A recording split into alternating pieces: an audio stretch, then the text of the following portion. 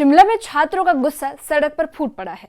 छात्र संगठन एसएफआई ने सुखू सरकार के खिलाफ बड़ा मार्च निकाला। आरोप लगाया कि सरकार शिक्षा व्यवस्था को कमजोर करने वाले फैसले ले रही है। वहीं स्कूलों और कॉलेजों को बंद करने, छात्र संघ चुनाव बहाल न करने और ईआरपी सिस्टम की तकनीकी खामियों ने विद्यार्थियों की नाराजगी को और बढ़ा दिया है। और इसी विरोध में एसएफआई ने पंचायत भवन से लोअर बाजार होते हुए उपायुक्त कार्यालय तक शिक्षा बचाओ महारैली निकाली। छात्रों का कहना है कि शिक्षण संस्थानों में पीटीए के नाम पर हो रहे भ्रष्टाचार पर रोक लगे, बेरोजगारी खत्म हो और सरकार चुनावों के दौरान दी गई एक लाख नौकरी की गारंटी पूरी करे। वहीं मांगे पूरी न होने पर छात्रों ने विधानसभा घेराव की भी चेतावनी दे दी है।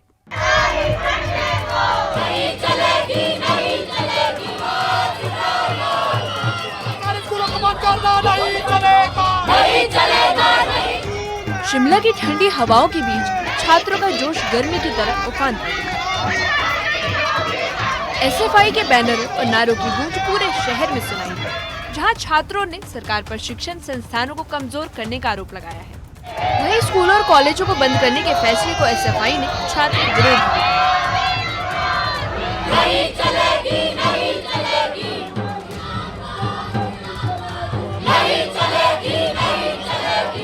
पंचायत भवन से शुरू हुई महारैली लोअर बाजार होते हुए उपायुक्त कार्यालय पहुंची, जहां छात्रों ने जोरदार प्रदर्शन किया।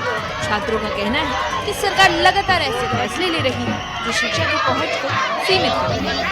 एसएफआई ने इस मार्च के दौरान जोर दिया कि स्कूल कॉलेजों को बंद करने किसी भी स्थिति में स्वीकार नहीं किया जाएगा।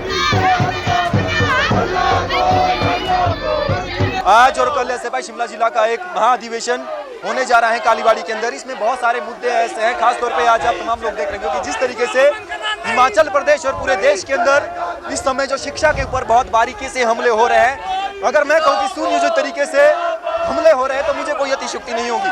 खासतौर पे हम लोग देख रहे हैं कि पिछले लंबे समय से खासतौर पे हिमाचल प्रदेश के अंदर पिछले 3 सालों के अंदर 818 स्कूल हैं जिनको हिमाचल प्रदेश सरकार द्वारा ताला लगाने का काम कर दिया गया है। दूसरी ओर 535 स्कूल हैं जिनको हिमाचल प्रदेश सरकार द्वारा जो मर्ज कर दिया गया है, जिनकी टोटल संख्या 1353 हो जाती है।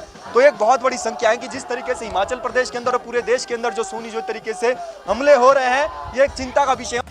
रैली के दौरान एसएफआई ने छात्र संघ चुनाव यानी एससीए चुनावों की बहाली की मांग भी जोर शोर से उठाई। संगठन का कहना है कि चुनाव लोकतंत्र की पहली सीढ़ी होते हैं और छात्रों को चुनावी प्रक्रिया से दूर रखना उनकी आवाज दबाने की कोशिश है। एसएफआई नेताओं का कहना है कि छात्र राजनीति को कमजोर करने की कोशिशें पहले भी होती आई हैं, लेकिन इस बार छात्र एकजुट हैं और चुनाव बहाली से पीछे हटने वाले हैं।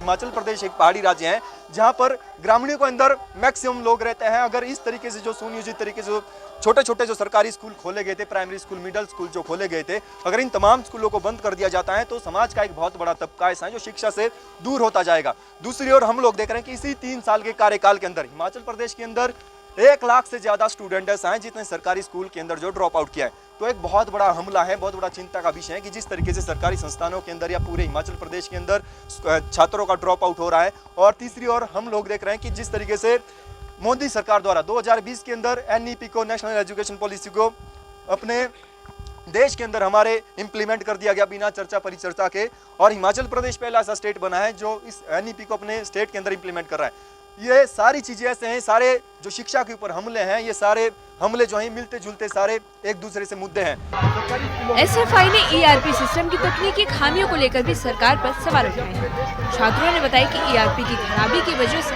उनकी फीस, एग्जाम फॉर्म और अन्य अहम प्रक्रियाओं पर असर पड़ रहा है। कई बार शिकायत करने के बावजूद सरकार और शिक्षा विभाग इस दिशा में ठोस कदम नहीं उठा रहे और छात्रों ने मांग की है कि ईआरपी को ठीक करने के लिए खास टीम गठित की जाए और सभी संस्थानों में तकनीकी सहायता को मजबूती दी जाए।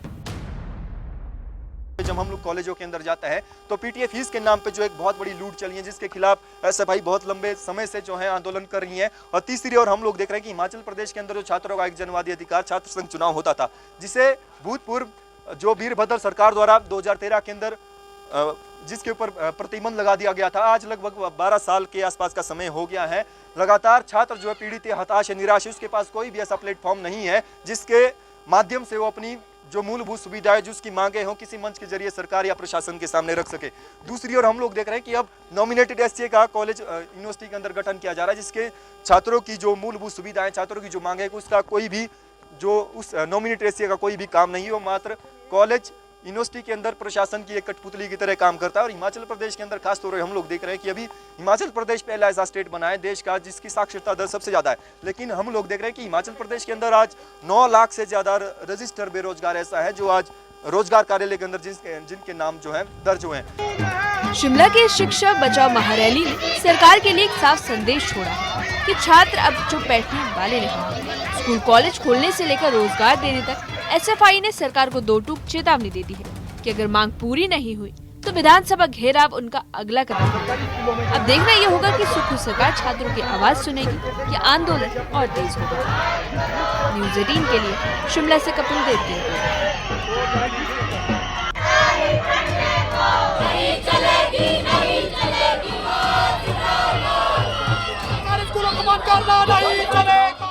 शिमला की सड़कों पर गूंजती नाराजगी साफ बता रही है कि छात्र अब पीछे हटने वाले नहीं। एसएफआई ने सरकार को दो टूक संदेश दे दिया है कि शिक्षा व्यवस्था से खिलवाड़ बर्दाश्त नहीं होगा। बंद पड़े स्कूल और कॉलेज खोलने हो या छात्र संघ चुनावों की बहाली, ईआरपी की खामियों को दूर करना हो या बेरोजगारी का समाधान, छात्र अपनी मांगों पर अडिग हैं। उनका आरोप है कि पीटी के नाम पर शिक्षण संस्थानों में बढ़ रहा भ्रष्टाचार भी सरकार की नाकामी को उजागर करता है। छात्रों ने चेतावनी दे दी है कि अगर सरकार ने जल्द समाधान नहीं निकाला तो आने वाले दिनों में आंदोलन और तेज होगा।